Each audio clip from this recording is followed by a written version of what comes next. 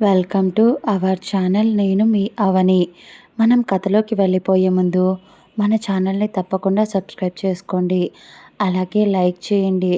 తప్పకుండా షేర్ చేయండి. కథ ఎలా ఉందో వినేసి వెళ్ళిపోకుండా తప్పకుండా కామెంట్ చేయండి. దీని ముందు భాగాలు వరుసగా ప్లేలిస్ట్లో అప్లోడ్ చేశాను. అవి విని ఆ తర్వాత ఈ భాగం వినండి. ఇంకా కథలోకి వెళ్ళిపోదాం. గోష్ఠిలో పార్ట్ 3. అలాగే ఇంకో విషయం, నీకు ఏదైనా ప్రాబ్లం ఉంటే నన్ను వచ్చి కలువు అన్నాడు. ఒక్కసారిగా తలపైకి ఎత్తి, నిజంగా నాకు ఏదైనా ప్రాబ్లం వస్తే మీరు వస్తారా అని అడిగింది జాను. అతడు వెనక్కి తిరిగి ఆమెకు ప్రామిస్ ఇచ్చి, తప్పకుండా వస్తా, నేను రాక ఇంకెవరు వస్తాడు అని అంటూ బైక్ తీసుకొని వెళ్ళిపోయాడు అక్కడి నుంచి. ఇక్కడ ఒక్కసారిగా చిత్ర వైపు చూస్తున్న యువి ఉలిక్కిపడి, ఇప్పుడు నాకు అస్పష్టంగా కనిపించిన విషయం మా మధ్య ఎప్పుడు జరిగింది? తను అచ్చం చిత్రలానే ఉంది, కానీ నేను తనని జాను అని పిలిచాను. ఇంకా అక్కడ ఉన్న ఆ అబ్బాయి పూర్తిగా నేనే, నాకు అర్థమవుతుంది. కానీ నేను వేసుకున్న ఆ బట్టలు, నా హెయిర్ స్టైల్ అన్నీ ఇలా ఇలా లేవు, చాలా డిఫరెంట్గా ఉన్నాయి. అసలు ఏం జరుగుతుంది మా జీవితంలో? అమాయకంగా నిద్రపోతున్న చిత్ర వైపు చూసి, నీకు నాకు మధ్య ఉన్న బంధం గురించి తెలిపే ఆనవాళ్ళు అనుకోవాలా? అందుకోసమని చెప్పి మనం ఆ జన్మలో కలవలేక ఈ జన్మలో ఇప్పుడు కలుస్తున్నాము, ఇలా కలుస్తున్నాము అని అనుకోవాలా? ఆ జాను నువ్వా? ఆ అబ్బాయి నేనా? ఆ జన్మలో కలిసామా లేదా విడిపోయామా? లేదా అది నేను ఊహించుకుంటున్నానా? నాకెందుకు ఇలా వచ్చింది అని ఆలోచిస్తూ పిచ్చి లేచిపోతుంది యువరాజ్కి. అలాగే ఉండిపోయాడు. కానీ చిత్ర మాత్రం చాలా ప్రశాంతంగా నిద్రపోతూ కనిపించింది. అలా దాదాపు నైట్ వరకు నిద్రపోయింది. ఆమె నైట్కి వచ్చేసరికి యువరాజ్ ఆమె కోసం బయట నుంచి ఫుడ్ ఆర్డర్ పెట్టకుండా గ్రోసరీ అన్నీ అతడి మొబైల్లో ఆర్డర్ పెట్టాడు. ఆ తర్వాత వాటిని బయట పెట్టమని చెప్పి మెసేజ్ పెట్టి అతడు ఆ వస్తువులు బయట పెట్టి వెళ్ళిపోగానే యువరాజ్ మెల్లగా తలుపు తెరిచి అవన్నీ లోపలికి తెచ్చి నీట్గా సర్దేసి చిత్రకు అన్ని నాన్ వెజ్ ఐటమ్స్ ఒక ఫోర్ ఐటమ్స్ వెజ్వి అన్నీ వండి డైనింగ్ టేబుల్పై సర్ది, అప్పుడు నైస్, బాగుంది, వెళ్ళి నా ప్రిన్సెస్ని లేపాలి అని అనుకుంటూ ఆమె నిద్రపోతున్న గదిలోకి వెళ్ళి హే చిత్ర అని పిలిచాడు. అతడు ఎంత పిలుస్తున్నా మెత్తటి ఆ పరుపు, ప్రశాంతమైన గాలి, ఏసీ వేశాడు కాబట్టి చల్లగా నిద్రపోతుంది పాప. దాంతో ప్లీజ్ యువరాజ్ గారు నిద్రపోనివ్వండి, నాకు నిద్ర వస్తుంది. నేను తింటున్న ఫుడ్ ఎవరైనా అడిగినా పెద్దగా కోపం రాదు, కానీ నిద్రపోతున్న నన్ను ఇలా మధ్యలో నిద్ర లేపేస్తే చాలా కోపం వస్తుంది, కొట్టాలి అన్నంత కోపం వస్తుంది. ప్లీజ్ కొద్దిసేపు పడుకోనివ్వరా అని అడుక్కుంది. కానీ యువరాజ్ వినకుండా, మేడం ఇప్పుడు లేచి మీరు ఫ్రెష్ అయ్యి కింద, నీకోసం నేనే స్వయంగా ఫుడ్ రెడీ చేశా, వచ్చి కొద్దిగా తిని ఆ తర్వాత కొద్దిసేపు వాకింగ్ చేసి అప్పుడు పడుకుందువు, అంతవరకు నేను నిన్ను అస్సలు డిస్టర్బ్ చెయ్యను, నా బంగారం కదా అని అతడు అంత ముద్దుగా అడుగుతూ ఉంటే అతడి మాటలు, అతడి బిహేవియర్ మొత్తం చేంజ్ అయ్యింది. చిత్రకు ఆ ఇంటికి తీసుకొచ్చిన తర్వాత దాంతో మెల్లగా లేచి అతని వైపు చూసింది. సరే లేచావు కదా, వెళ్ళి ఫేస్ వాష్ చేసుకోరాపో, ఆ తర్వాత ఫుడ్ తిందువు అనేసరికి సరే అని చెప్పి అతని వైపు చూసి అద్దం దగ్గరికి వెళ్ళి ఆమె మొహాన్ని ఆమె చూసుకుంటూ ఒక్క రోజులో తన జీవితంలో వచ్చిన మార్పులు అన్నీ ఆశ్చర్యంగా అనిపిస్తూ ఉంటే ఏం మాట్లాడకుండా ఫేస్ వాష్ చేసుకొని బయటికి వచ్చి కింద డైనింగ్ టేబుల్ దగ్గర యువరాజ్ ఆమె కోసం వెయిట్ చేస్తూ ఉండడంతో అతని దగ్గరికి వెళ్ళి డైనింగ్ టేబుల్పై ఉన్న ఐటమ్స్ని ఒకసారి చూసి, ఇవన్నీ మీరు ప్రిపేర్ చేశారా? అయినా నువ్వు వంట చేయగలవా అని ఆమె అమాయకంగా అడుగుతూ ఉంటే అతడు నవ్వుతూ, నిన్ను టచ్ చేసి ఎత్తుకున్న వాడిని కూరగాయలు వంట చేయలేనా అన్నాడు. దాంతో ఆమె నవ్వుతూ అవునవునులే అని అనుకుంటూ, సరే నాకు బాగా ఆకలేస్తుంది, నేను తింటాను అని అంటూ ఆమె తినడం మొదలుపెట్టింది. అక్కడ ఉన్న చికెన్ మరియు రోటీస్, పన్నీర్ కర్రీ, కాజు curry, mushroom curry, fish fry ఇలా chicken spring rolls, chicken kebab, leg piece అన్నీ ఉండేసరికి నిజంగా నువ్వు ఒక వండర్ఫుల్ షెఫ్వి అవ్వచ్చు తెలుసా? లేకపోతే ఇన్ని రకాల వంటలు చేశావు, అది నా ఒక్కదాని కోసం. నిజంగా మీ అమ్మ చాలా లక్కీ అని చిత్ర అనేసరికి యువరాజ్ అర్థం కానట్టు ఆమె వైపు చూశాడు. చిత్ర తింటూనే అతడి వైపు చూసి, ఏమైంది, ఎందుకంత అయోమయంగా మొహం పెట్టావు అని అడిగింది యువరాజ్ని. అతడు, అదేంటంటే చిత్ర, నువ్వు వీటన్నింటినీ చూసి మా అమ్మ చాలా లక్కీ అన్నావు, అది ఎందుకో తెలుసుకోవచ్చా అన్నాడు.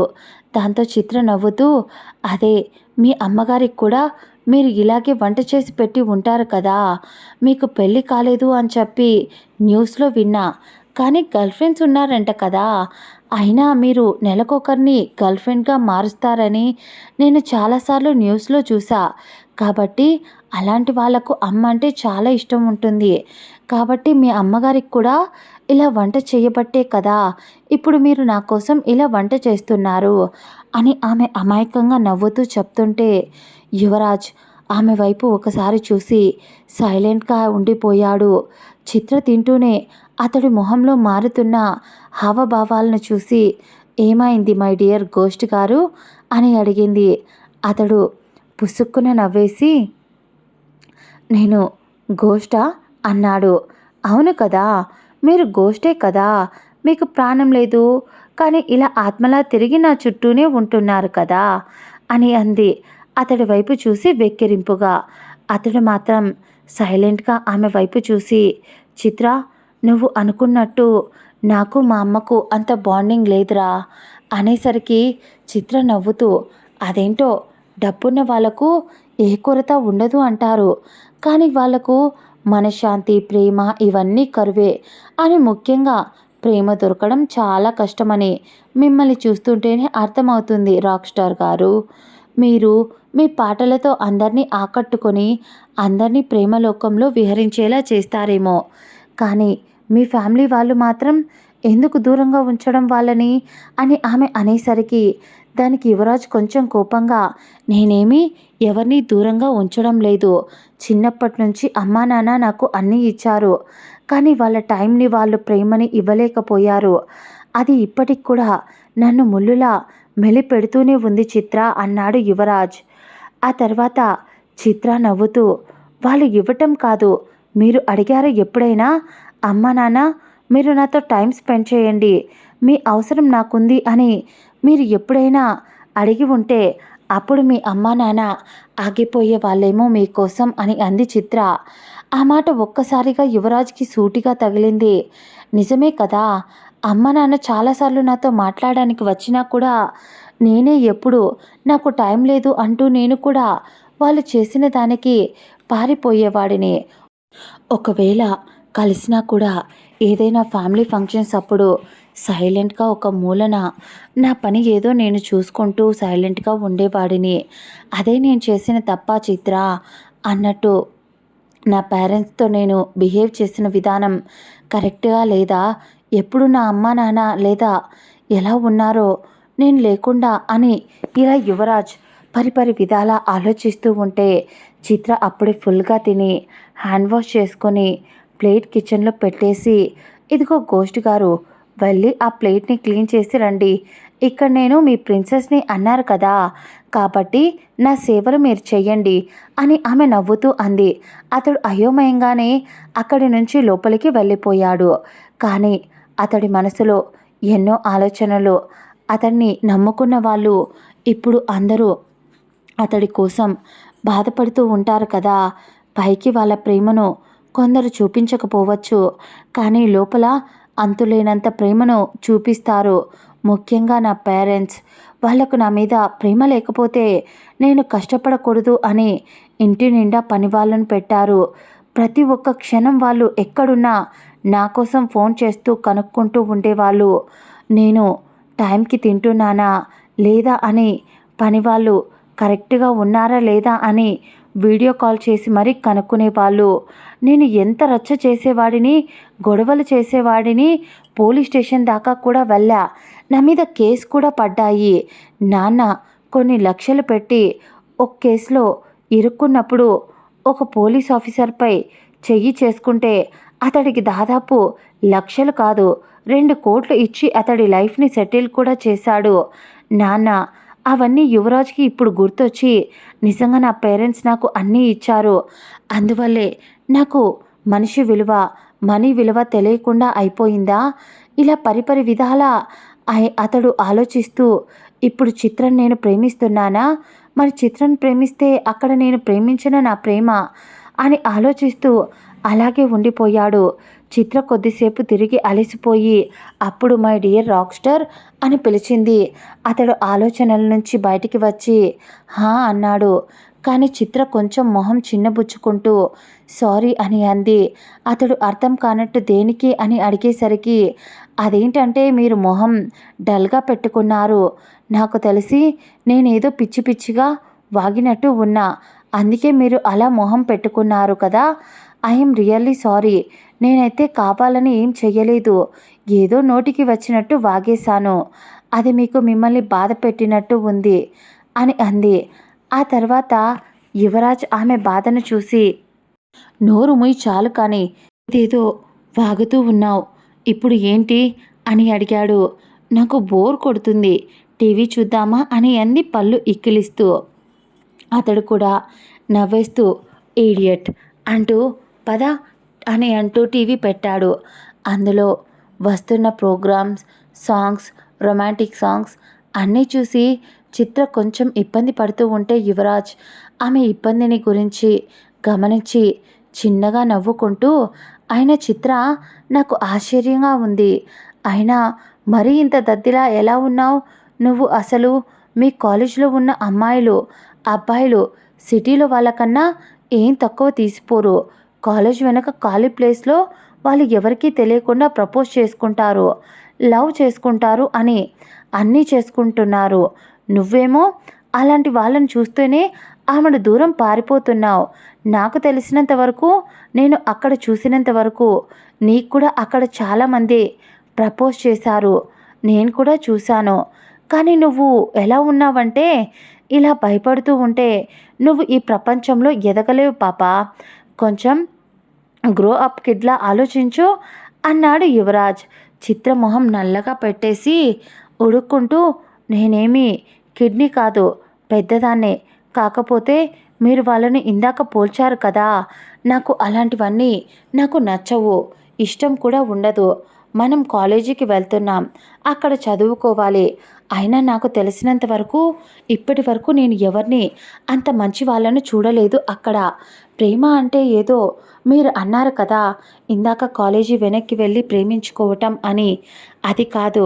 మనం ఒకరిని ప్రేమిస్తున్నాము అంటే వాళ్ళ బాధ్యతలను తీసుకోవాలి, వాళ్ళ ప్రయారిటీస్ని మనవిగా అనుకోవాలి, వాళ్ళ ప్రతి కష్టంలో ఇష్టంగా తోడుండాలి, వాళ్ళ చెయ్యిని వదలాలి అంటే ప్రాణం పోతున్నట్టు ఫీల్ అవ్వాలి. అలాంటి పర్సన్ ఎవరైనా మీకు కాలేజీలో కనిపించి ఇంతవరకు ఉంటే నాకు చెప్పండి. నేను ఈసారి కాలేజీకి వెళ్ళగానే వాడికి నేనే ఎదురు వెళ్ళి ప్రపోజ్ చేస్తాను అని అంది చిత్ర. కానీ యువరాజ్ ఆమె కళ్ళవైపు చూసి అదే అంతే అంటావా? నీకు ఎవరు ఇంతవరకు పరిచయం అవ్వలేదంటావా అన్నాడు. చిత్ర అతడి వైపు చూసి ఒక్క క్షణం ఏదో ఆలోచిస్తూ అయ్యాడు అని నాకు నీడలా, నాకు సైనికుడిలా, ఇలా రక్షకుడిలా నాతోనే ఉన్నాడు. కానీ అతడు నాతోనే జీవితాంతం ఇలా ఉండిపోయినా పర్లేదు. కానీ ఒకవేళ ఉన్నట్టుండి ఇలా అయితే గాలిలా వచ్చాడో అలానే ఆ గాలిలో కలిసిపోతాడేమో అని ప్రతిక్షణం భయంతో మనశ్శాంతి కూడా లేకుండా పోతుంది అని ఆ విషయాన్ని బయటికి చెప్పకుండా మనసులో అనుకుంటూ ఈ మాటలు అనుకుంటున్నప్పుడు ఆమె కళ్ళల్లో వస్తున్న కన్నీళ్లను ఆమె తుడుచుకొని కంట్రోల్ చేసుకుంటూ ఐఎమ్ సారీ, ఏదో ఆలోచిస్తూ ఉన్నా. మీరు అడిగిన దానికి ఆన్సర్ నేను ఇప్పుడు చెప్పలేకపోవచ్చు. కానీ ఏదో ఒకరోజు చెప్పాల్సి వచ్చినప్పుడు మొదటగా నేను మీకే చెప్తాను, ఓకేనా అని అంది చిత్ర. దాంతో యువరాజ్ ఆమె బాధను కన్నీళ్లను అతడు చూడలేదు అని అనుకుంది. కానీ అతడు ఆమె కన్నీళ్లను చూసేశాడు. అతడి మనసుకు ఆమె ఎందుకు బాధపడుతుందో అర్థమైనా కూడా ఆమెకు ధైర్యాన్ని ఇవ్వలేడు, ఆమెకు హోప్ని పెంచలేడు. అతడు అలా బాధగా ఆమె వైపు చూశాడు. కానీ చిత్రకు కూడా అతడి బాధ అర్థమయ్యింది.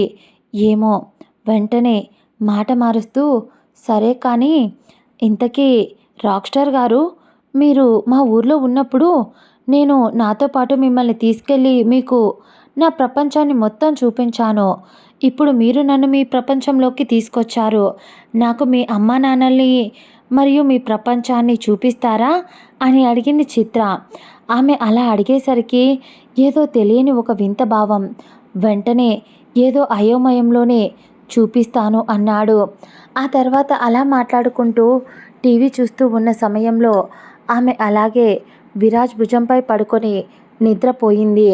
కానీ అతడు గాలి కాబట్టి ఆమె పడిపోతూ ఉంటే అతడు ఆమెకు దిండును పెట్టి అలాగే నిద్రపుచ్చాడు.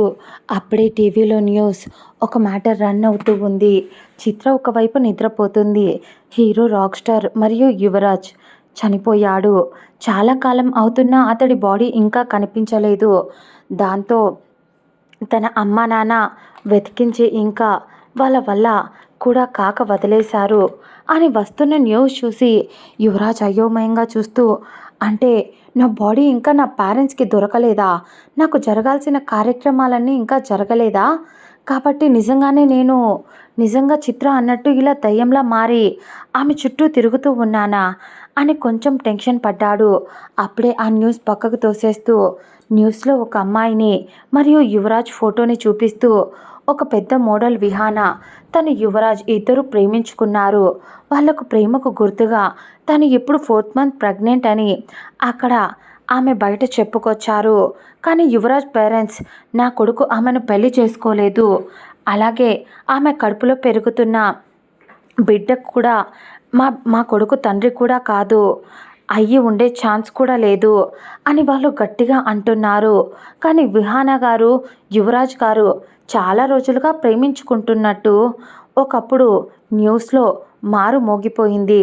కాబట్టి నిజంగానే ఆవిడ కడుపులో ఉంది యువరాజ్ గారి బిడ్డే అన్నట్టు ఆధారాలు కూడా విహాన గారు చూపిస్తున్నారు అని వస్తున్న న్యూస్ చూసి యువి అర్థం కానట్టు మొహం పెట్టి అతడికి ఏదో గుర్తు వస్తూ ఉంది.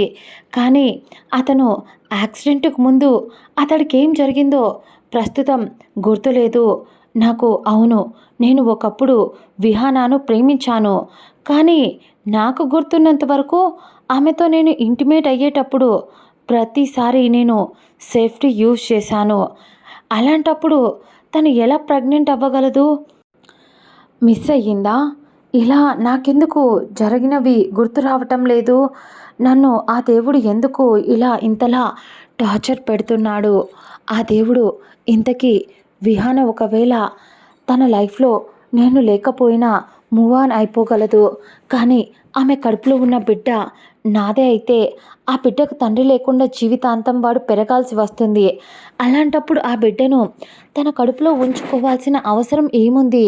ఎవరికైనా పసితనం నుంచే అమ్మ నాన్న ఇద్దరు ప్రేమ దక్కాలి.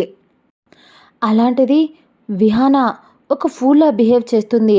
అయినా ఇప్పుడు ఏం చేయాలి? నేను అక్కడ లేకపోవచ్చు, కానీ ఒకవేళ అదే నిజమైతే తన కడుపులో నా బిడ్డ ఉంటే జీవితాంతం ఆ బిడ్డ తండ్రి లేని వాడిలా బ్రతకలేడు. నేను చిత్రతో విహానాకు చెప్పిస్తే తను వింటుందేమో కదా అని ఆలోచిస్తూ ఉన్నాడు యువి.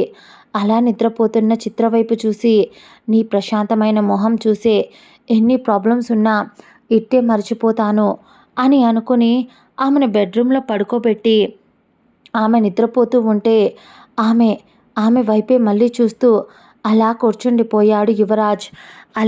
అలా ఆమె వైపు చూస్తూ ఉన్నా అతడికి ఏదో చప్పుడు కావడంతో ఒక్క క్షణం టెన్షన్ పడుతూ ఒకసారి ఆ చప్పుడు ఎక్కడి నుంచి వస్తుందా అని చూశాడు.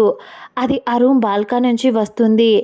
వెంటనే అర్థమై ఈ టైంలో బాల్కనీలో నుంచి ఎవరు చప్పుడు చేస్తున్నారు, అది చప్పుడు రావడం ఏంటి అని అనుకుంటూ, ఒకవేళ చిత్ర అడ్రస్ ఆ ఎమ్మెల్యే కొడుకు తీసుకొని ఇక్కడ దాకా వచ్చాడా, లోపలికి వచ్చే ఛాన్స్ బయట వాళ్ళకి అస్సలు లేదు, అలాంటిది ఎలా తెలిసింది అని అనుకుంటూ బయటకు వెళ్ళి చూశాడు. అతడైతే ఎవరికీ కనిపించడు కదా. దాంతో కానీ కిందికి చూసిన అతడికి ఒక్క క్షణం షాక్ అయిపోయి అలా చూస్తున్నాడు. ఎందుకంటే కింద సంజయ్ బాల్కనీలో పైప్ పట్టుకొని పైకి ఎక్కుతూ ఉన్నాడు.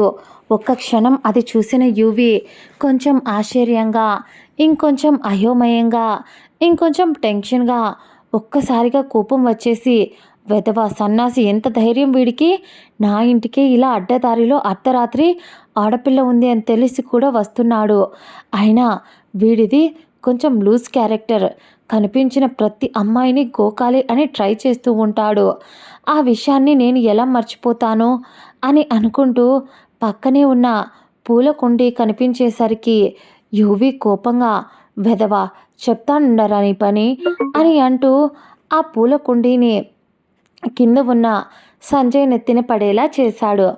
అంతే, ఒక్క క్షణం అరవాలి అనుకున్నాడు. కానీ అరవకుండా నొప్పిని కంట్రోల్ చేసుకుంటూ తలపై నుంచి లైట్గా రక్తం కారుతూ ఉంటే అతడి నోటికి చెయ్యి అడ్డు పెట్టుకొని నొప్పిని కంట్రోల్ చేసుకుంటూ అలాగే కింద నేలపై కూర్చొని ఉండిపోయాడు. ఎందుకంటే ఆ టైంలో అక్కడ వీళ్ళ సేఫ్టీ కోసం, సెక్యూరిటీ కోసం వాచ్మెన్ నైట్ టైం కుక్కల్ని వదులుతూ ఉంటారు. కాబట్టి ఆల్మోస్ట్ నైట్ అందరూ ఎవరి విల్లాలలో వాళ్ళు ఉంటారు. పర్లేదు, వాళ్ళు ఒకవేళ బయటికి రావాలి అంటే అక్కడే ఉన్న సెక్యూరిటీ వాళ్ళకి చెప్పి ఆ తర్వాత బయటికి వచ్చేలా సెక్యూర్డ్గా అంతా ఉంటుంది అక్కడ. అలాంటి సంజయ్ యువరాజ్ ఇంటి దగ్గర అలా గట్టిగా అరుస్తూ చప్పుడయ్యి ఎవరైనా వస్తారు, లేదా ఇప్పుడు ఆ పూల కుండీ పడింది కాబట్టి ఇప్పుడు ఆ కుక్కలైనా ఈ రక్తం వాసనకి ఇక్కడ దాకా వచ్చేస్తాయి, ముందు ఇక్కడ నుంచి పారిపోవాలి అని భయంగా, తర్వాత మిగతా పని ఆలోచిద్దాం అని అతడు లేచేసరికి అతడు వెనుక ఒక కుక్క ఉంది. ఒక్క క్షణం ఉలిక్కిపడి సంజయ్ వెనక్కి అడుగు వేశాడు. కానీ ఆ కుక్క అతని వైపు అడుగులు వేయటం మొదలుపెట్టింది భయంగా.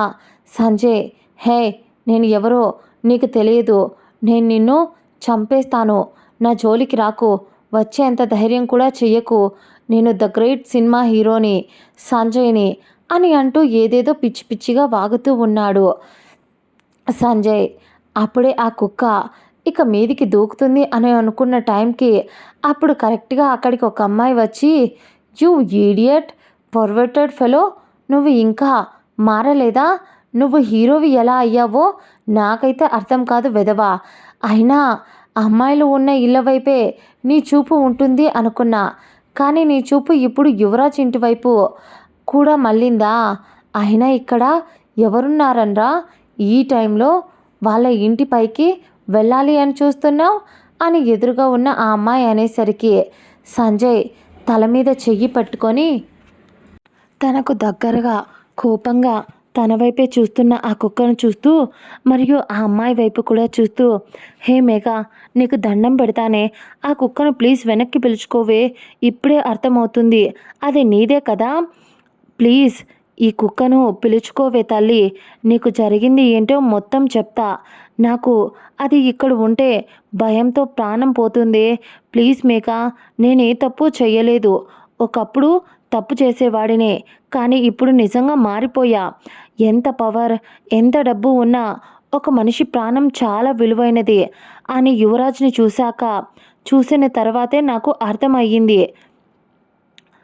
నాలాగే ఒకప్పుడు యువరాజ్ కూడా అందరితో పొగరుగా, దురుసుగా, డబ్బుంది అనే అహంతో రోజుకొక అమ్మాయిని, ఇంకా ఎన్నో తప్పులు, షూటింగ్లో మాకన్నా పెద్దవాళ్ళని కూడా చూడకుండా మేము చాలా దారుణంగా అందరితో ఆరగెంట్లా బిహేవ్ చేసేవాళ్ళం.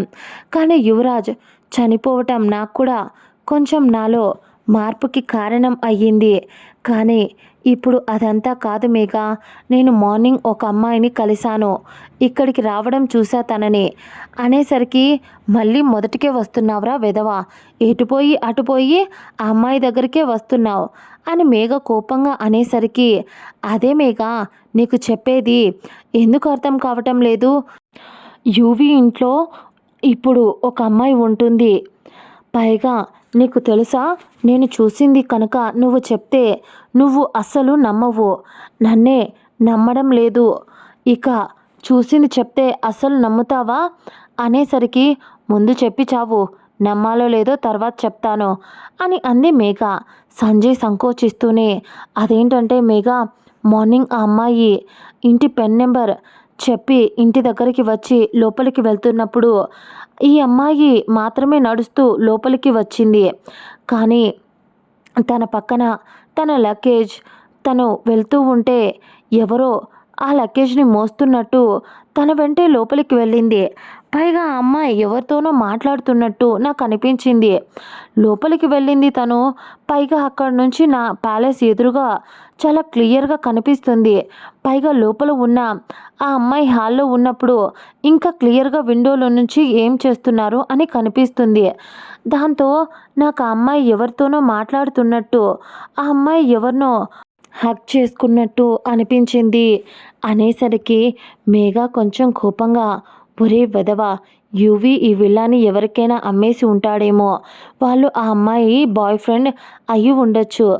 వాళ్ళిద్దరూ కలిసి ఉన్నప్పుడు నువ్వు చూసి ఉండొచ్చు అని మేఘ అంటూ ఉంటే, సంజయ్ తూ నా బ్రతుకు. ఒకప్పుడు నేను చేసిన వెధవ పనుల వల్ల ఇప్పుడు నిజం చెప్తున్నా తను నన్ను నమ్మడం లేదు అనుకుంటూ సంజయ్ తన మీద తనే జాలిపడుతూ ఉక్రోషంగా, ఒసేయ్ మేఘ, నువ్వు హీరోయిన్వి ఎలా అయ్యావే? ఇంత బుర్ర తక్కువ దానివి. తల్లి, అసలు ఆ తలకాయలో గుజ్జే లేదు అనుకుంటూ సంజయ్, ఇక నేను ఎంత చెప్పినా నువ్వు వినవు, నాకు అర్థమైపోయింది నాకు అని అంటూ, ముఖ్యంగా ఒసే తల్లి, నీ కుక్కను ఇక్కడి నుంచి తీసుకుపోవే. అది నన్ను ఏదో చికెన్ ముక్కను చూసినట్టు వచ్చినప్పటి నుంచి అలానే చూస్తుంది అని సంజయ్ ఏడుపు మొహంతో చెప్తూ ఉంటే, తల నుంచి రక్తం కారుతూ ఉంటే మొక్కుకుంటూ మూలుగుకుంటూ యువరాజ్ ఇంటివైపు చూసి, అదే అతడికి ఆ క్షణం ఏదో హాంటెడ్ హౌస్ చూసిన ఫీలింగ్ కలగడంతో, ఒకవేళ వీడు చచ్చినా కూడా అమ్మాయిలంటే ఉండే పిచ్చితో ఆ పిల్లను పట్టుకొచ్చాడా అని భయపడుతూ పారిపోయాడు సంజయ్.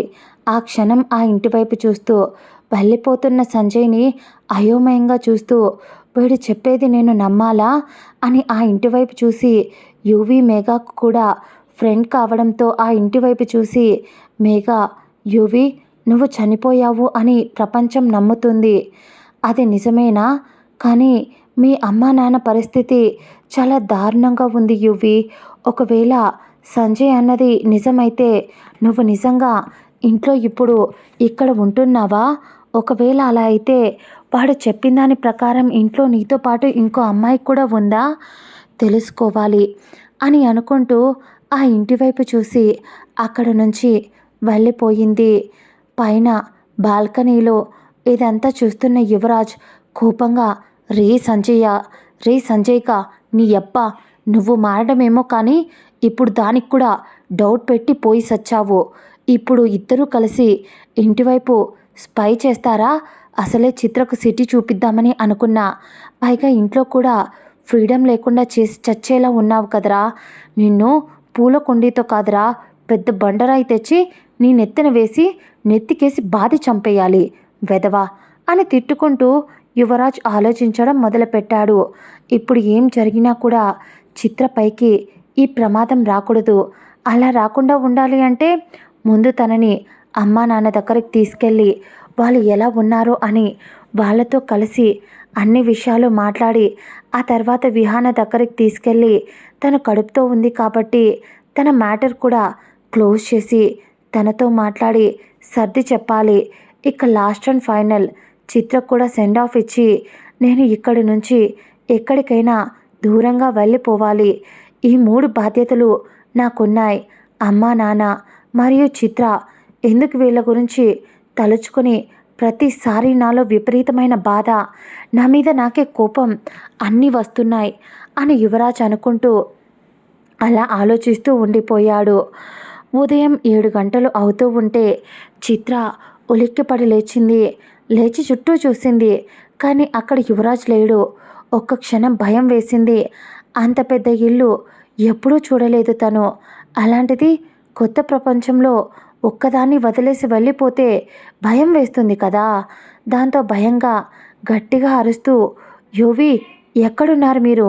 ఎందుకు నన్ను ఇలా కనిపించకుండా భయపడుతున్నారు?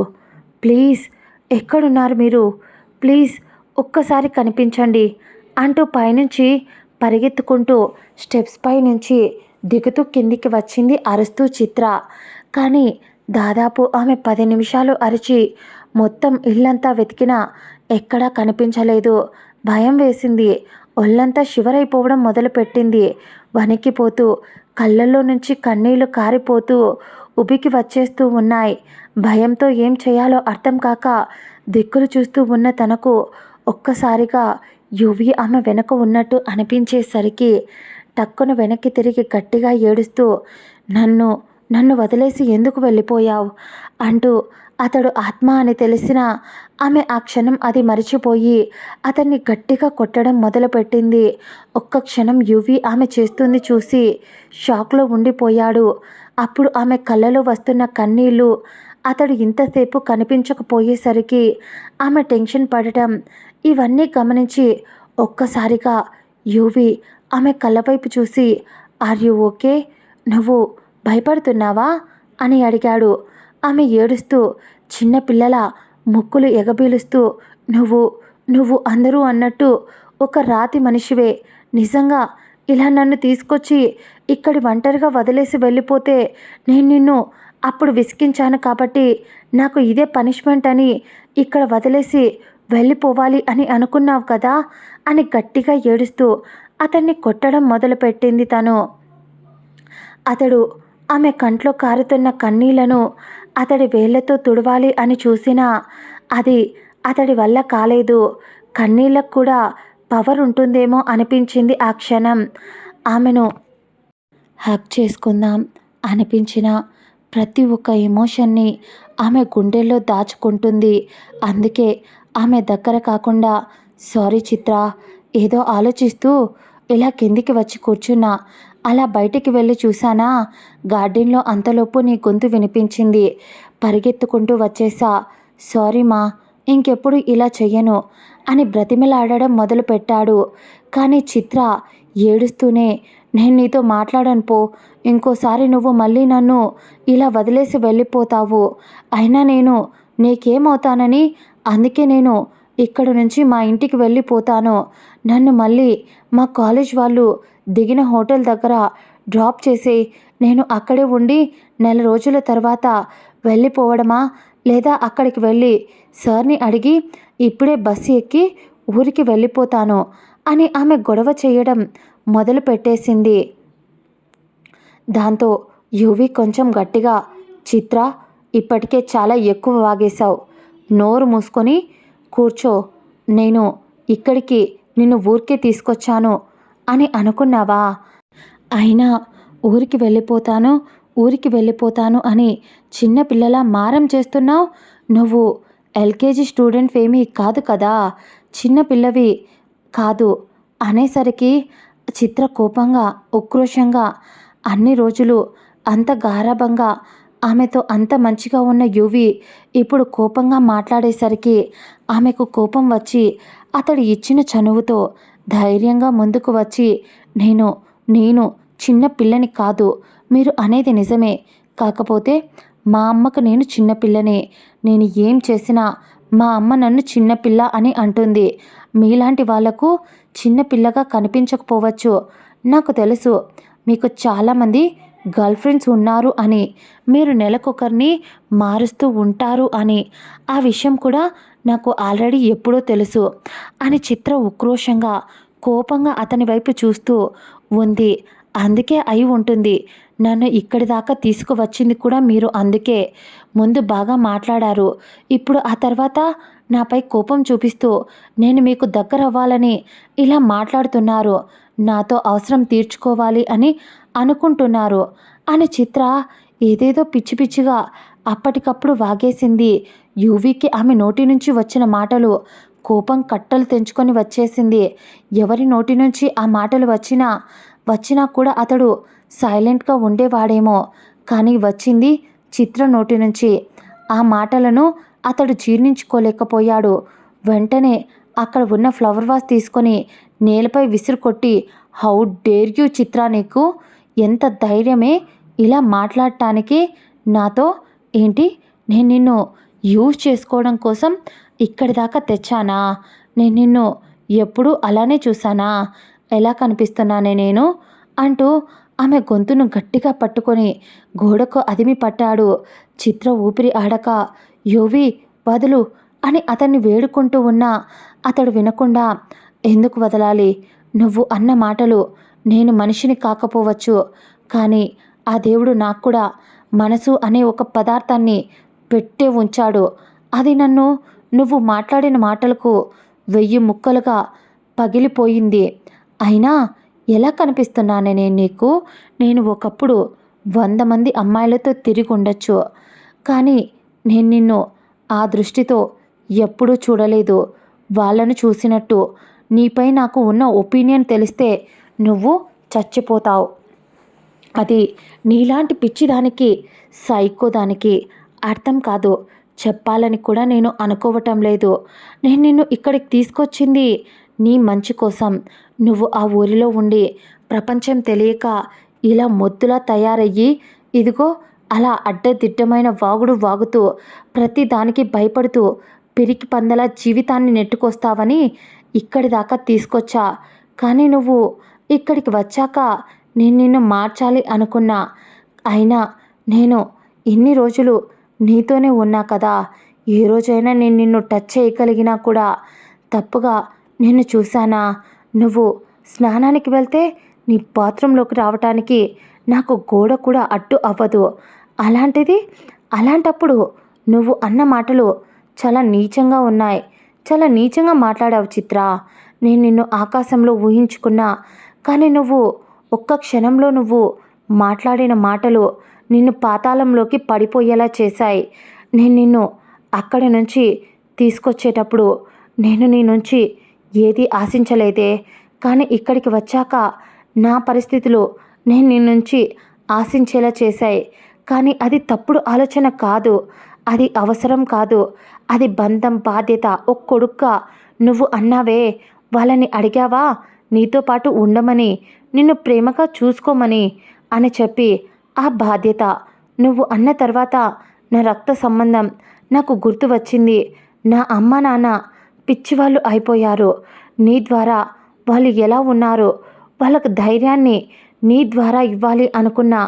అందుకోసం అని చెప్పే నేను ఏదో ఆలోచిస్తూ ఉంటే ఇలా పిచ్చి పిచ్చిగా వాగి అన్నీ వాగేశావు చిత్ర అంటూ ఆమెను ఊపిరాడక అల్లాడుతూ ఉంటే ఆమె నేలపైకి విసిరినట్టు విసిరి, వెళ్ళిపోతాను అన్నావు కదా, క్యాబ్ బుక్ చేస్తా, వెళ్ళి అదే ఊర్లో దున్నపోతులను అంబోతులను పట్టిస్తాను, వాటిని మేపుకుంటూ అక్కడే బ్రతికి చావు అని యువరాజ్ అంటూ ఉంటే చిత్ర కంట్లో నుంచి కన్నీళ్లు కారిపోతూ నేలపై కూర్చొని మోకాళ్ళలో తల జాచేస్తూ యువరాజ్ వైపు చూసింది. అతడి కళ్ళు ఎర్రగా ఉన్నాయి. అతడి గురించి ఆమె అలా ఆలోచించడం, ఆమె తక్కువ చేసుకొని మాట్లాడటం, పైగా తన ఫీలింగ్స్తో సంబంధం లేకుండా అలా మాట్లాడటం, ఇవన్నీ యువరాజ్కి నచ్చలేదు. అందుకే ఇంకా కోపంగా అలాగే ఉన్నాడు. చిత్ర అతని వైపు చూసి అలాగే మోకాళ్ళపై, ఆమె లేచి నడవటానికి ఓపిక లేకపోవడంతో మోకాళ్ళపై ఓపిక తెచ్చుకొని పాక్కుంటూ అతని దగ్గరికి వచ్చి అతడి కాళ్ళను ఆమె పట్టుకోలేకపోయినా అలాగే చుట్టేసినట్టు చేతులు ఉంచి, నాకు తెలుసు నువ్వు ఏ రోజు నన్ను ఆ దృష్టితో చూడలేదు అని. నువ్వు నా గదిలోనే ఉన్నావు, నీకు నిమిషం పట్టదు నన్ను అలా తప్పుడు ఉద్దేశంతో చూడటానికి, కానీ నాకు నీడలా ప్రతి ఒక్క క్షణం ఉంటూ వచ్చావు. చిన్నప్పటి నుంచి నాకు నాన్న లేరు. నువ్వే నాన్నలా నన్ను ఆడించావు. అమ్మలా నన్ను తిట్టావు. ధైర్యం చెప్పావు. ప్రతి ఒక్కటి నేర్పిస్తూ వచ్చావు. నా కోసం కాలేజీ దగ్గరికి కాపలాగా వచ్చావు. నేను ఓడిపోకూడదని, నాకు ఇక్కడ ఏమీ అవ్వకూడదు అని ఆ ఎమ్మెల్యే కొడుకు దగ్గర నుంచి నన్ను దూరంగా తీసుకొచ్చావు. నేను నిన్ను ఎప్పుడు ఎప్పుడు అలా తప్పుగా అనుకోలేదు. కానీ నాకు నువ్వు దూరం అయిపోతావని ఆ ఊహని కూడా నేను జీర్ణించుకోలేకపోయా. నిజంగా నాకు నువ్వు కావాలి. నువ్వు దూరంగా వెళ్ళిపోతే నేను బ్రతుకుతానో లేదో నాకు తెలియదు. నాకు ఒకప్పుడు ఏదైనా జరిగితే అమ్మకు ఏమవుతుందో అని భయపడేదాన్ని. కానీ ఇప్పుడు నువ్వు లేకుండా పోతే నేను కూడా అమ్మ గురించి ఆలోచించకుండా నీతో పాటు వచ్చేయాలి అన్నంత నీ మీద పిచ్చి ఇష్టం ఏర్పడిపోయింది. నాకు అర్థం కావడం లేదు. ఎందుకు ఈ కొద్ది కాలంలో నువ్వు నాకు ఇంత దగ్గరైపోయావు? నీకు నాకు మధ్యన బంధం ఏంటి? ఎందుకు అందరితో నువ్వు ర్యాష్గా, అందరితో నువ్వు అమ్మాయిలకు కూడా కోరికతో చూసే నువ్వు నన్ను మాత్రం అంతకు మించి చూస్తున్నావు. నాకు తెలియదు అనుకుంటున్నావా? నీ కళ్ళలో నన్ను చూస్తున్నప్పుడు కలిగే వింత భావం, అది ఆడపిల్లగా నాకే తెలుస్తుంది అని ఆమె చెప్పేసరికి యువరాజ్ అతడి కళ్ళను పక్కకు తిప్పేసి, నా కళ్ళలో ఏ భావం కనిపించలేదు. నువ్వు ఏదైతే అనుకుంటున్నావో అది నా దగ్గర నుంచి ఎప్పుడు ఎక్స్పెక్ట్ చెయ్యకు చిత్ర. నేను ఇప్పుడు అనిపిస్తుంది నాకు నేను నిన్ను ఇక్కడికి తీసుకొచ్చి తప్పు చేశానేమో అని. పద, నేను హోటల్ దగ్గర అయితే డ్రాప్ చెయ్యలేను. ఎందుకంటే అక్కడ ఆ ఎమ్మెల్యే కొడుకు ఉంటాడు. కానీ నేను నిన్ను బస్టాండ్ దగ్గరికి తీసుకెళ్ళి మీ ఊరిలో దించి రాగలను అన్నాడు యువరాజ్. యువి ఊర్లో దించేస్తాను అనేసరికి ఇంకా ఎక్కువగా ఏడుస్తూ కోపంగా పక్కన ఒక వాటర్ గ్లాస్ ఉండేసరికి దాన్ని చేతిలోకి తీసుకొని గోడకు వేసి తన చేత్తో సహా కొట్టింది. ఒక్కసారిగా తన చేతి నుంచి రక్తం కారుతూ ఆ గ్లాస్ ముక్కలు నేలపై పడ్డాయి. ఒక్కసారిగా అక్కడ ఏం జరిగిందో యువి షాక్ అయి, చిత్ర బొద్దుందా నీకు అని అంటూ ఆమె చెయ్యిని గట్టిగా పట్టుకోవడానికి ట్రై చేశాడు. కానీ చిత్ర వినకుండా, నన్ను వదిలేస్తావా? వదిలేసి ఎక్కడికి పోతావు? నువ్వు వదిలేస్తే నేను బతుకుతానా? ఆ దేవుడు నాకు ఇచ్చిన బంధానివి నువ్వు. నువ్వు మనిషివి కావు, నాకు తెలుసు. కానీ నాకు దాంతో అవసరం లేదు. నువ్వు అనుకోవచ్చు, నేను ఇందాక మాట్లాడిన మాటలు నేను నిన్ను గాయపరచొచ్చు. కానీ అవి మనసుతో విని చూడు, నీకు ఆ మాటల్లో ఉన్న బాధ అర్థమవుతుంది. ఎందుకు నేను నీకు అర్థం కావడం లేదు అని ఏడుస్తూ ఆమె చెయ్యిని విడిపించుకోవడానికి ట్రై చేసింది తను. కానీ బలంగా పట్టుకొని పక్కనే ఏదో కర్చీఫ్ ఉండడంతో దాన్ని నీట్గా చుట్టి పట్టుకొని వెంటనే మొబైల్ తీసుకొని ఎవరికో మెసేజ్ పెట్టాడు. అటువైపున ఆ మెసేజ్ ఎవరికో వెళ్ళేసరికి అప్పటికప్పుడు ఆ ఇంటి కాలింగ్ బెల్ మోగింది. ఒక్కసారిగా చిత్ర టెన్షన్ పడిపోతూ యువరాజ్ వైపు చూసింది. యువరాజ్ ఆమె వైపు కోపంగా చూస్తూ, ఎంతసేపు నువ్వు చేసినవన్నీ ఇక చాలు చిత్ర. ఇప్పుడు నోరు మూసుకొని వెళ్ళి డోర్ ఓపెన్ చేయి. బయట నుంచి ఒక డాక్టర్ వస్తుంది. ఆవిడ వచ్చిన తర్వాత చూప్చాప్గా సైలెంట్గా ఉండు. ఆవిడ వెళ్ళిపోయిన తర్వాత మనం దీని గురించి ఇద్దరం మాట్లాడుకుందాం అన్నాడు. ఆమె చేతి నుంచి రక్తం కారటం, ఆ రక్తాన్ని చూసిన యువికి అస్పష్టంగా ఏవో గుర్తు వస్తూ ఉన్నాయి. నేలపై రక్తపు మడుగులో ఎవరో ఒక అమ్మాయి రోడ్డు మీద పడిపోయి అతని వైపే చూస్తూ అతన్ని పిలుస్తూ ఉన్నట్టు ఒక్కసారిగా అనిపించడం మొదలుపెట్టింది. అప్పుడే చిత్ర వెళ్ళి డోర్ ఓపెన్ చేసింది. ఆవిడ కొంచెం లైట్గా చిన్న చిరునవ్వుతో లోపలికి వచ్చి, ఆర్ యూ ఓకే? నాకు ఈ విల్లా నుంచి మెసేజ్ వచ్చింది. ఏమైంది? మీరే పెట్టారా అని అడిగింది ఆ డాక్టర్. అవును డాక్టర్, నేనే పెట్టా.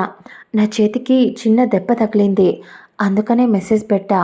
బ్లడ్ ఎక్కువగా పోతుంది అనేసరికి ఆవిడ, సరే ఇలా కూర్చోండి, బ్లడ్ చాలా పోతున్నట్టుంది అని అంటూ చిత్రను అక్కడ కూర్చోబెట్టింది. కానీ చిత్ర పక్కనే ఉన్న యువరాజ్ వైపు కూర్చొని ఆమె చేతి నుంచి రక్తం కారుతూ ఉంటే ఆమె చేతి వైపు చూడకుండా పక్కకు తల తిప్పేసి అతడి ఎమోషన్స్ని కంట్రోల్ చేసుకుంటూ ఉన్నాడు యువరాజ్. అప్పుడే ఆ డాక్టర్, చాలా లోతుగా దిగింది మిస్, ఏదో గాజులా ఉంది అనేసరికి చిత్ర తడబడుతూ ఉంటే యువరాజ్ ఆమె భుజంపై చెయ్యి వేసి చేతిలో గ్లాస్ పట్టుకొని వాటర్ తాగుతూ ఉంటే బ్రేక్ అయింది అని చెప్పు చిత్ర అనేసరికి చిత్ర తడబడకుండా అలాగే అని చెప్పింది. ఆవిడ చిరునవ్వుతో అయినా గ్లాస్ అలా ఎలా పగలగొట్టారండి బాబు అని ట్రీట్మెంట్ చేసి కట్టు తడవనివ్వకండి. మీకు ఏదైనా కావాలంటే ఇందాక మెసేజ్ చేశారు కదా, అదే నెంబర్కి మళ్ళీ కాల్ అయినా చేయొచ్చు. మీ లక్ ఏంటంటే నేను ఈరోజు లీవ్ పెట్టాలి అనుకున్నా, కానీ లాస్ట్ మినిట్లో ప్రోగ్రామ్ క్యాన్సిల్ అయ్యి ఉండాల్సి వచ్చింది. కొంచెం కేర్ఫుల్గా ఉండండి అని చెప్పి నేను 2 డేస్ తర్వాత వస్తా. ఆ తర్వాత వచ్చి మళ్ళీ కట్టు క్లీన్ చేసి చూసి వెళ్తాను అని చెప్పి డాక్టర్ కేర్ఫుల్గా ఉండి హెల్త్ చూసుకోండి, టాబ్లెట్స్ కూడా ఇచ్చి వెళ్ళిపోయింది ఆవిడ. కానీ డాక్టర్ వెళ్ళేటప్పుడు ఆమె కూడా డౌట్గా చిత్ర వైపు చూస్తూనే ఉంది. ఎందుకంటే అది యువరాజ్ కొన్నాడు అని ఆ విల్లా గురించి అక్కడ ఉన్న ఆల్మోస్ట్ అందరికీ తెలుసు. బయట ప్రపంచంలో తప్ప బయట తన పేరెంట్స్కి, తన గర్ల్ఫ్రెండ్కి, వీళ్ళకి ఎవరికీ తెలీదు యువి అది కొన్నట్టు. ఆ డాక్టర్ కూడా తప్పుగా అనుకునే వెళ్ళింది. డబ్బున్న వాళ్లకు ఇలాంటివన్నీ కామన్ కాబట్టి. ఆ తర్వాత ఆవిడ వెళ్ళిపోగానే యువరాజ్ వెళ్ళి డోర్ లాక్ చేశాడు. ఆ తర్వాత వచ్చి సైలెంట్గా చిత్ర కూర్చొని ఉంటే చిత్ర ముందుకు వచ్చి, చిత్ర ఇదిగో ఈ వాటర్ తాగు అని ఆమెకు మంచినీళ్ళు ఇచ్చి, చూడు చిత్ర, ఇప్పటికే నిన్ను ఇక్కడికి తీసుకొచ్చి తప్పు చేశానేమో అని అనిపిస్తుంది అని అతడు మళ్ళీ మొదలు పెట్టబోతూ ఉంటే చిత్ర కోపంగా, ఇక చాలు ఆపండి, మీరు నాకు ఇక్కడికి తీసుకొచ్చి ఏ తప్పు చేయలేదు. నేను ఇక్కడ నుంచి వెళ్ళటం అంటూ జరిగితే నేను మీ పేరెంట్స్ని కలిసి ఆ తర్వాత మీకు ఏదో నా నుంచి హెల్ప్ కావాలి అని ఇందాక అన్నారు కదా, ఆ హెల్ప్ని చేసిన తర్వాతే నేను తిరిగి ఊరికి వెళ్తాను. అంతవరకు అస్సలు వెళ్ళను. ఇంకో విషయం అంటారా, నాకు మీతో గడిపే ప్రతి ఒక్క నిమిషం చాలా చాలా ఇంపార్టెంట్. సిగ్గు విడిచి చెప్తున్నా, మీకు ఇది తప్పుగా అనిపించవచ్చు, లేదా నేను మాట్లాడిన మాటలకు మీరు బాధపడి మీ మనసును మీరే బాధ పెట్టుకొని ఉండొచ్చు. కానీ నేను మిమ్మల్ని వదిలేసి ఎక్కడికి వెళ్ళే ఛాన్సే లేదు. ఇది నా డెసిషన్ అని చిత్ర గట్టిగా చెప్తుంటే యువరాజ్ ఆమె చెప్పిన మాటకు లోపల సంతోషంగా ఉన్న బయటికి మాత్రం, చిత్ర నాకే ఎందుకు ఇలా జరుగుతుంది, నాకు కూడా నీతో ఉండాలనిపిస్తుంది, కానీ నా చుట్టూ ఏదో ఉచ్చు బిగుసుకుంటూ ఉంది.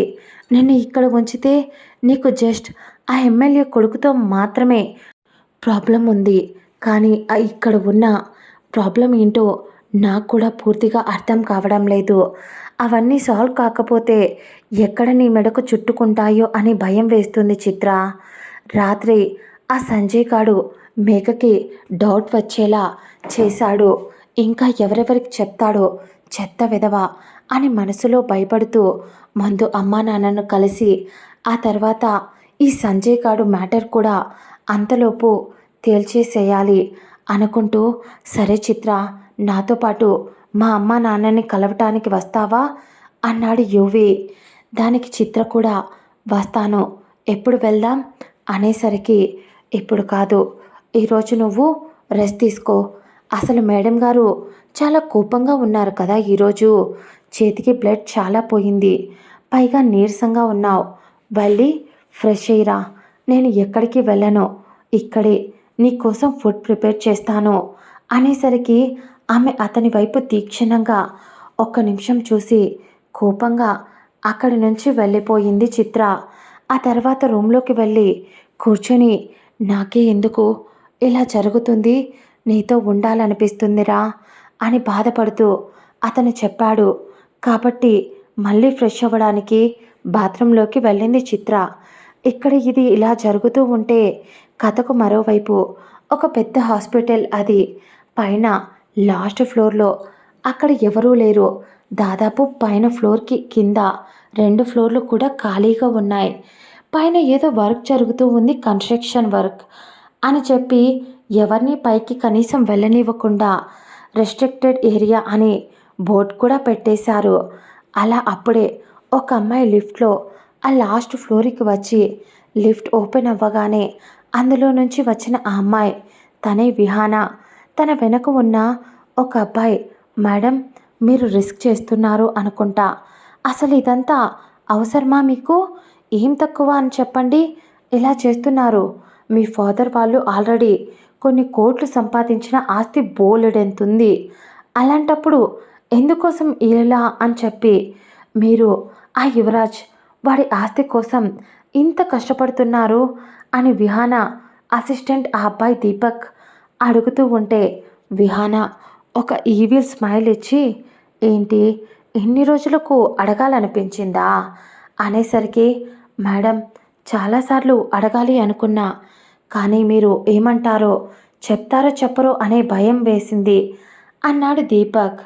దానికి విహానా లిఫ్ట్ క్లోజ్ అవుతూ ఉంటే మెల్లగా వెనక్కి అడుగు వేసి లిఫ్ట్లోకి వెనక్కి వచ్చి అతన్ని లోపలికి లాగి స్విచ్ బటన్ నొక్కి డోర్స్ క్లోజ్ అవ్వగానే ఓపెన్ అవ్వకుండా లాక్లో పెట్టేసి ఆ ఫ్లోర్లోనే ఆగిపోయేలా బటన్ ఆఫ్ చేసి, నీకొక విషయం చెప్పనా, నేను ఇప్పుడు ప్రెగ్నెంట్ అని అనుకుంటున్నావా? లేదు, నాకు పిల్లలు ఫ్యామిలీ ఇలాంటివంటి అసహ్యం.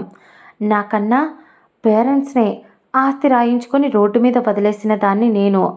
అలాంటిది వాణ్ణి పెళ్లి చేసుకొని వాని జీవితాంతం వాడితో ఒకరితో ఉంటానని ఎలా అనుకుంటున్నావు? నీకొక విషయం చెప్పనా, నీ ముందు నా దగ్గర అసిస్టెంట్గా నేను ఈ వర్క్లోకి దిగిన తర్వాత దాదాపు 20 మందిని నీ ఏజ్ వాళ్ళే, నీకన్నా చిన్నవాళ్ళు కూడా ఉన్నారు అనుకో, వాళ్ళతో కూడా నీ ప్లేస్లో ఉన్న వాళ్ళతో ఇంటిమేట్ అయ్యా. కానీ నన్ను ఎవడూ ఏమీ పీక్కోలేకపోయాడు. నాకు కేవలం ఆస్తి కావాలి. ప్రపంచంలో అందరికన్నా నేనే పైన ఉండాలి. ఏంటి యువి ఆస్తి తీసుకొని నేను సైలెంట్ అయిపోతా అనుకుంటున్నావా? లేదు, ఇంకొకడికి వల వేస్తా. నాకు ఇంకా ఇంకా డబ్బు కావాలి. నేనే అందరికన్నా పైన ఉండాలి. ఎవరైనా నా కళ్ళ కింద పడి ఉండాలి. అయినా ఇలా లిఫ్ట్ క్లోజ్ చేసి ఇదేదో బాగుంది కదా, టైంని ఎందుకు వేస్ట్ చేయాలి అని అంటూ ఆమె అసిస్టెంట్ దీపక్ మీద పడి అతన్ని కిస్ చేస్తూ అక్కడికక్కడే అతనితో ఇంటిమేట్ అవ్వడం మొదలుపెట్టింది. దీపక్కి ఆల్రెడీ ఒక అమ్మాయి అతడు ప్రేమిస్తూ ఉన్నాడు. కానీ అతడు ఫ్యామిలీ ప్రాబ్లమ్స్ వల్ల విహాన దగ్గర జాబ్ చేయాల్సి వస్తుంది. ఆ అబ్బాయి మెయిల్ ప్రాస్టిట్యూట్లా ఆమె అతడిని వాడుతూ అతడికి కావాల్సినప్పుడు డబ్బులు ఇస్తూ ఉంది. దాంతో ఫ్యామిలీ ప్రాబ్లమ్స్ వల్ల ఆమె చెప్పింది అంతా వింటూ అతనికి ఇష్టం లేకపోయినా చేస్తూ ఉన్నాడు. కానీ అతనికి తెలుసు అది తప్పు అని, కానీ తప్పడం లేదు. అలా ఆమెతో ఇంటిమేట్ అయ్యి ఆ తర్వాత కొద్దిసేపటికి ఆమె సిగ్గు బిడియం ఏమీ లేకుండా, నాకు బట్టలు తెప్పించు, ఇక్కడే ఫ్రెష్ అవుతా అని చెప్పి అతడి కన్ను కొట్టి బయటికి వచ్చి ఆ తర్వాత అక్కడే ఒక రూమ్ ఉండేసరికి ఆ రూమ్లోకి వెళ్ళింది. ఆ తర్వాత దీపక్ ఆమె కోసం బట్టలు తెప్పించేసరికి ఆ బట్టలు తీసుకొని వెళ్ళి ఫ్రెష్ అయ్యి ఆ తర్వాత ఆమె వెళ్ళాలి అనుకున్న అదే ఫ్లోర్ లాస్ట్ ఒక రూమ్ ఉండేసరికి ఆ రూమ్ దగ్గరికి వెళ్ళి ఓపెన్ చేసింది. లోపలంతా ఖాళీగా ఉంది. జస్ట్ ఒక కబోర్డ్ తప్ప. ఆ కబోర్డ్ దగ్గరికి వచ్చి ఆమె ఫింగర్ ప్రింట్ పెట్టి ఓపెన్ చేస్తుంది. అందులో ఆ కబోర్డ్ ఓపెన్ అయ్యేసరికి లోపల మొహానికి ఆక్సిజన్ మాస్క్ పెట్టి అక్కడక్కడ చేతులకు కాళ్ళకు దెబ్బలు తగిలి కట్లు కట్టి తల దగ్గర కొంచెం గాయమయ్యి మొత్తం వైర్లతో బెడ్పై పడుకోబెట్టి ఉండేసరికి అతని దగ్గరికి వెళ్ళి, పాపం రాజులా బ్రతికినవాడు ఇలా బికారోడిలా బెడ్పై పడున్నాడు అని విహాన అతని వైపు జాలిపడి, ఏంట్రా డైలీ నాతో సెక్స్ చేస్తావా? పెళ్లి చేసుకోరా? నాకు నీ ఆస్తి కావాలి అంటే పెళ్లి చేసుకోవా? ఇప్పుడు మీ అమ్మ బాబుని నడి రోడ్డుకు తెచ్చి నీ ఆస్తిని నేను నా సొంతం చేసుకొని నాకు నచ్చిన వాడితో పక్కలెక్కుతా, హ్యాపీగా బ్రతికేస్తా. నువ్వు చెప్పడం మర్చిపోయా నీకు. ఇక ఈ బెడ్పై ఎన్ని రోజులని పడుకొని ఉంటారు చెప్పు? అందుకనే నీకోసం ఒకటి ఆలోచించా. పాపం అనిపించింది నిన్ను చూసి. అందుకే జాలిపడి నీ ప్రాణం ఇంకో వారంలో తీసేయబోతున్నా. వారమే అని ఎందుకనుకుంటున్నావా? అంటే ఏం చేయమంటావు చెప్పు? నాకేమో ఇంటర్నేషనల్ ట్రిప్ ఒకటి అర్జెంట్గా వెళ్ళాలి. అది నా కెరియర్కి సంబంధించింది మోడల్గా. లేదంటే నీ కెరియర్ లేకుండా చేస్తున్న దాన్ని, నిన్ను భూమి మీద లేకుండా చేసిన తర్వాతే వెళ్ళేదాన్ని. కానీ కుదరడం లేదు అంతవరకు. అందుకే రేపే వెళ్తున్నా. కానీ ఒక వారం తర్వాత మీకు బాయ్ చెప్పడానికి మళ్ళీ వస్తా. బాయ్ బంగారం. అయినా ఏమన్నా ఉంటావరా? నా పక్కలో ఎన్నిసార్లు పడుకున్నా, నువ్వు నాతో ఎన్నిసార్లు చేసినా ఇంకా కావాలి అనిపించేంత స్టామినా నీది.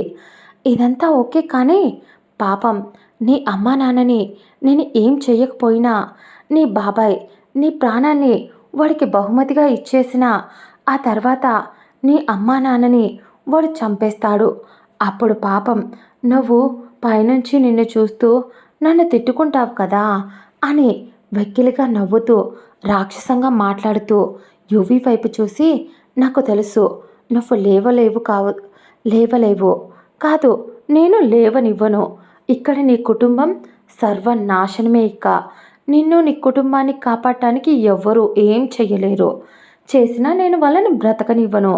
See you my rock star అంటూ అక్కడి నుంచి వెళ్ళిపోయింది విహాన. ఇక్కడ వాష్రూమ్లో టబ్లోనే కూర్చొని నిద్రపోయిన చిత్ర ఒక్కసారిగా ఏదో గుర్తు వచ్చేసరికి ఉలిక్కిపడి లేచి కూర్చుంది. ఆ తర్వాత ఏదో పీడకల్లా ఉంది అని అనుకుంటూ లేచి బట్టలు తీసుకొని వేసుకొని ఆ తర్వాత తల తుడుచుకొని బయటికి వచ్చింది. అప్పటికే యువరాజ్ ఫుడ్ వండేసి పెట్టి ఉండడంతో అతనితో ఏం మాట్లాడకుండా వచ్చి డైనింగ్ టేబుల్ దగ్గర కూర్చుంది. కానీ ఈసారి యువరాజ్ ఆమెకు తినిపించడం మొదలుపెట్టాడు. ఆమె వద్దు అని చెప్పలేదు ఆ క్షణం. అలాగని ఆమె తినలేదు, సైలెంట్గా ఉంది. కానీ అతడు, నువ్వు ఇప్పుడు కనుక తినకపోతే నేను నీకు కనిపించకుండా వెళ్ళిపోతాను అని ఒకే ఒక్క మాట అన్నాడు. కంగారుగా ఆమె నోరు తెరిచేసరికి అతడు నవ్వుతూ అతడు అన్నం కలిపి ఆమె నోట్లో పెట్టి, గుడ్ గర్ల్, ఇప్పటిదాకా జరిగిన గొడవను మర్చిపోయి నోరు మూసుకొని తినేసి పడుకోపో అనేసరికి ఏం మాట్లాడకుండా సైలెంట్గా ఉంది. ఆ తర్వాత యువరాజ్ ఆమెకు అన్నం తినిపించాడు. కడుపు నిండా తింటే ఆ తర్వాత కూడా ఇద్దరి మధ్య మాటలు లేవు. ఆ రోజంతా ఇద్దరు చాలాసేపు ఏదో ఆలోచించుకుంటూ కూర్చున్నారు. ఇద్దరి మధ్య చాలా దూరం లేకపోవచ్చు, కానీ వాళ్ళిద్దరూ మనుషుల మధ్య కొన్ని వేల కిలోమీటర్ల దూరం ఉన్నట్టు ఆ క్షణం అనిపించింది ఇద్దరికి. దాదాపు ఆ రోజంతా సైలెన్స్తో గడిచిపోయింది. ఇటుపక్క సంజయ్, యువరాజ్ నైట్ అతడి తలపై పూల కుండీని వేశాడు కాబట్టి అది ఎలా పడిందో ఇప్పటికి కూడా సంజయ్కి అర్థం కావడం లేదు. నొప్పికి అల్లాడుతూ, నిజంగా ఆ ఇంట్లో ఆ అమ్మాయి ఎందుకుంది? అయినా యువి పేరెంట్స్ని అడుగుదామా అంటే పద్ధతి కాదు. పైగా వాళ్ళకు కూడా ఈ విల్లాని కొనేటప్పుడు వాళ్ళకు చెప్పి కొనలేదు యువరాజ్. ఎందుకంటే ఆ రోజు నాతో అన్నాడు, నేను నా ప్రైవసీ కోసం ఇక్కడ ఇది కొంటున్నా. ఎందుకంటే నేను ఎవరైనా అమ్మాయిలతో టైం స్పెండ్ చేయాలి అంటే ఇంటికి తీసుకెళ్ళలేను వాళ్ళను. దాంతో ఈ ప్లేస్ బెటర్ అని ఎన్నోసార్లు సంజయ్తో యువరాజ్ చెప్పాడు. అందుకోసమని చెప్పే ఆ రోజు యువి మరియు సంజయ్ ఇద్దరు సిటీకి దూరంగా ఉంది కాబట్టి ఈ విల్లాస్ని ప్లాన్ చేసి మరీ కొన్నారు. ఇప్పుడు ఖచ్చితంగా ఆ అమ్మాయి యువరాజ్ బంధువుల అమ్మాయి అయితే ఖచ్చితంగా వాళ్ళ పేరెంట్స్కి తెలిసే ఉంటుంది కదా. వాళ్ళు ఎక్కడున్నారో కాంటాక్ట్ చేయాలి. కానీ డైరెక్ట్గా వాళ్ళని వెళ్ళి కలిస్తే యువరాజే లేని ఈ క్షణంలో ఇలాంటివన్నీ అడగటం పద్ధతి కాదు. పైగా వాళ్ళకు కూడా చాలా డౌట్లు వస్తాయి. ఇంకా బాధ పెట్టిన వాడిని అవుతాను. ఆ అమ్మాయి కొంచెం మిస్టీరియస్గా అనిపిస్తుంది. ఆ అమ్మాయి బిహేవియర్ ఎవరిని ఇప్పుడు కదిలిస్తే నా డౌట్ తీరుతుంది అని సంజయ్ అసలే అతడికి అనుమానం చాలా ఎక్కువగా ఉంటుంది. దాంతో అలా ఆలోచిస్తున్న అతడికి ఒక్కసారిగా ఒకే ఒక్క పేరు స్ట్రైక్ అయ్యింది. ఎస్, ఎవరిని పట్టుకుంటే నా ప్రాబ్లంకి సొల్యూషన్ దొరుకుతుందో వాడి పేరు, వాడు గుర్తొచ్చారు. ఎస్ అరవింద్ యు యువి అసిస్టెంట్ వాడు. యువరాజ్ చనిపోయిన తర్వాత యువరాజ్ బాధ్యతలన్నీ ఆస్తి వివరాలన్నీ అరవింద్ చూసుకుంటున్నాడు. పైగా ఈ మధ్య కొంచెం అరవింద్ కూడా డల్ అయ్యాడు యువి లేకపోవడంతో. ఎంతైనా ప్రాణ స్నేహితులు కదా. వాడికి ఇక్కడ ఇల్లు కొన్నట్టు తెలుసో తెలీదో ఒకసారి అడిగి కనుక్కుందాం. ఆ రోజు అరవింద్ కూడా చెప్పలేదు యువి, ఒకసారి ట్రై చేద్దాం అని అంటూ అప్పటికప్పుడు అరవింద్ నెంబర్కి కాల్ చేశాడు. కానీ ఒకసారి చేసినా లిఫ్ట్ చేయలేదు సంజయ్. సంజయ్కి తెలుసు అతడు చేసిన అరవింద్ లిఫ్ట్ చెయ్యడు అని. దాంతో మళ్ళీ రెండోసారి చేశాడు. అప్పుడు కూడా లిఫ్ట్ చేయలేదు. మూడోసారి చేస్తుంటే కట్ చేశాడు అరవింద్. లైట్గా అతడు డ్రింక్ చేస్తూ ఉన్నాడు. కానీ మన తిక్కలోడు సంజయ్ అది పట్టించుకోకుండా మళ్ళీ నాలుగోసారి కాల్ చేసేసరికి అప్పుడు కోపంగా అరవింద్ తాగుతూ లిఫ్ట్ చేసి, హలో ఏంట్రా నీ ప్రాబ్లం అన్నాడు కోపంగా అరవింద్. అటువైపున్న సంజయ్ ఉడుక్కుంటూ, నేను హీరో సంజయ్ని అనేసరికి అరవింద్ చిరాక, అయితే ఏంటి, నువ్వు ఎవడైతే నాకేంటి, ఇప్పుడు నువ్వు నాకెందుకు ఫోన్ చేసి విసిగిస్తున్నావు, నువ్వు ఎవరో తెలిసే ఫోన్ కట్ చేస్తున్నా, అసలే చిరాకులో ఉన్నా, నువ్వు మళ్ళీ ఫోన్ చేసి చిరాకు తెప్పించుకో అన్నాడు సంజయ్ని. సంజయ్ కోపంగా వస్తున్న కోపాన్ని కంట్రోల్ చేసుకుంటూ, రే నేను చెప్పేది ముందు విను, నీకు నీ బాస్ యువి అంటే చాలా ఇష్టం అని నాకు తెలుసు. వాడు పోయాడు అని చెప్పి నీకే కాదు ఇక్కడ నాకు కూడా బాధగానే ఉంది. వాడు నీకు బాస్ అయితే నాకు అమ్మాయిలతో ఎలా బిహేవ్ చేస్తే పడతారు అని చెప్పిన నా గురువు. అలాంటి వాడి గురించి నాకు బాధ ఉండదా? కానీ ఇప్పుడు అది కాదు మ్యాటర్. ఇక్కడ నీ బాస్ నాతో పాటు ఒక విల్లా కొన్నాడు.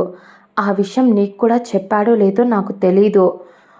ఇంకో విషయం, వాడి ప్రైవసీకి ఇబ్బంది లేకుండా వాడి ఫ్యామిలీకి చెప్పకూడదు అని చెప్పి తీసుకున్నాడు. కాకపోతే ఇప్పుడు ఆ విల్లాలో ఒక అమ్మాయి ఉంటుంది అనేసరికి అరవింద్ కొంచెం డ్రింక్ చేసి ఉండటం, పైగా సంజయ్ చెప్తున్న వాటికి చిరాగ్గా, అయితే ఏం చేయాలి ఇప్పుడు, మా బాసే లేడు, నేను వచ్చి ఆ ఆస్తులు డబ్బులు వ్యవహారాలు నాకు అవసరం లేదు కూడా అంటూ విరక్తిగా మాట్లాడేసరికి సంజయ్ కోపంగా, రే ఫుల్ చెప్పేది విని చావు, చెప్పేది అర్థం కావడం లేదా? ఆ అమ్మాయి ఆ ఇంటి పిన్ కోడ్తో సహా ప్రతి ఒక్కటి చెప్పింది, ఎవరో చెప్పినట్టే. ఇంకో విషయం ఏంటంటే ఆ అమ్మాయి లోపలికి వెళ్తున్నప్పుడు ఆ అమ్మాయి పక్కన ఎవరూ కనిపించలేదు. కానీ ఆ అమ్మాయి తనతో తానే మాట్లాడుకుంటూ లోపలికి తన లగేజ్ కూడా వెళ్ళింది. పైగా ఆ అమ్మాయితో ఎవరో ఉన్నట్టు ఇంట్లో నుంచి మాటలు వినిపిస్తున్నా ఆమె అని సంజయ్ చెప్తుంటే అవన్నీ వింటున్న అరవింద్ షాక్ అయి అలా వింటున్నాడు.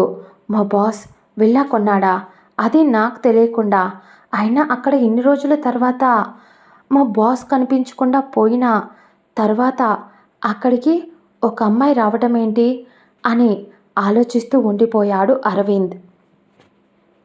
ఇదండి ఇవాళ కథ, మన గోస్ట్ లవ్. నెక్స్ట్ పార్ట్లో ముగింపు భాగంతో మళ్ళీ కలుసుకుందాం. అంతవరకు ఇది విని ఎలా ఉందో చెప్పండి. Bye bye.